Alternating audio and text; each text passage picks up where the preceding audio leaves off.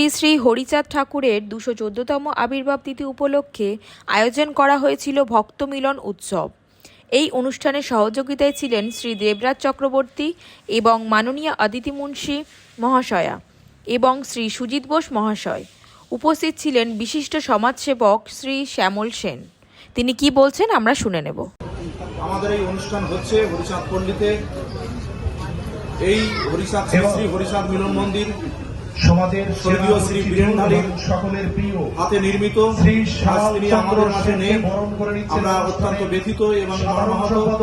তার অনুপস্থিতিতে আজকে আমরা এই অনুষ্ঠান পালন করছি সমাজের অন্যতম দুঃখের সাথে। সাধারণ মানুষের পাশে যারা দূর দূরান্ত থেকে সমাজসেবী আমাদেরকে সহযোগিতা করছেন, আমাদেরকে সহযোগিতা করছেন শ্রী দেবরাজ চক্রবর্তী, শ্রীমতী অদিতি মুন্সী মহাশয়া, আমাদের এই রাজ্যের অন্যতম মন্ত্রী, অগ্নি নির্বাপন মন্ত্রী শ্রী সুজিত বোস মহাশয়, এছাড়াও আমাদের এই এখানকার লোকাল ১৭ নম্বর ওয়ার্ডের কাউন্সিলর শ্রী আশুতোষ নন্দী মহাশয়, তিনি এসেছিলেন আমাদের এখানে।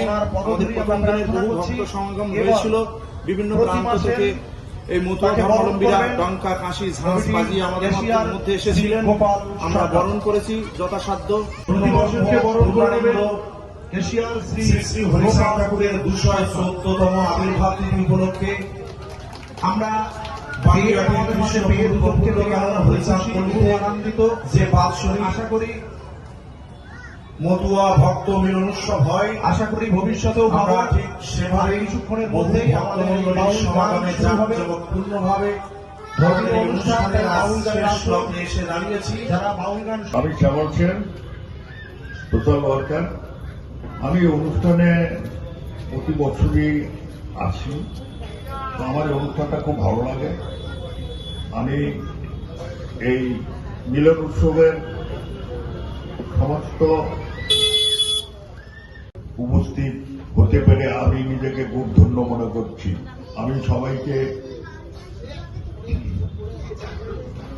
অভিনন্দন জানিয়ে এবং আমি বিশিষ্ট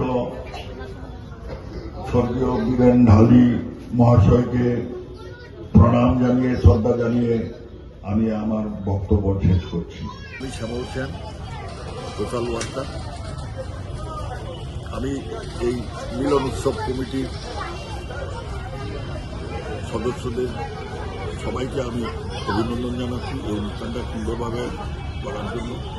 আমি প্রতি বছরই এখানে আসি এবং আমার এই অনুষ্ঠানটা খুব ভালো লাগে এবং আমি চাই যে জাতি ধর্ম নির্বিশেষে সকলের পাশে দাঁড়িয়ে মানুষের কিছু উপকার করাটা আমি মনে করি যে ভালো।